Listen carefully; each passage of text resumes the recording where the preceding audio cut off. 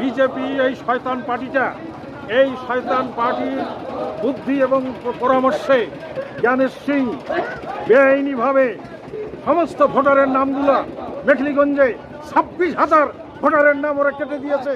তাই এর এই প্রতিবাদে এসইউসি এই দলের পক্ষ থেকে দুর্বার গণ আন্দোলন গড়ে চলছে এবং বিজেপি পার্টিকে ঘেরাও করে উপযুক্ত শাস্তির দাবিতে দিকে দিকে গণ আন্দোলন গড়ে তোলার জন্য আমরা ডাক দিচ্ছি।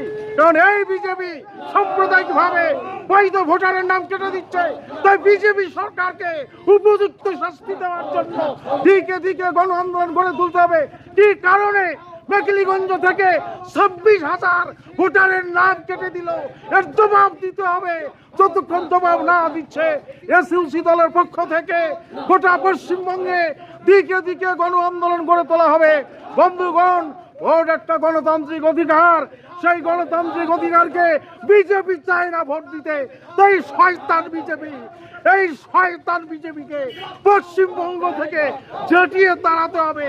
বিজেপি যাতে কোনো জায়গায় মিটিং করতে না পারে তার জন্য সমস্ত জনসাধারণ এক হতে হবে।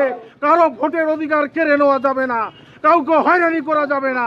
এসআইআর এর নামে তদন্ত শেষ হওয়ার না করার আগেই কি করে ভোটার লিস্ট থেকে তারা এই মেখলিগঞ্জ থেকে 26,000 নাম কেটে দিল, এর জবাব চাইতে হবে।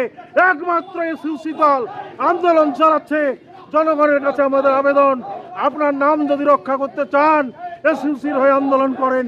এই বিষয়ে আজকে আমাদের এই রাজপথে হলদিবাড়িতে মিছিল চলছে।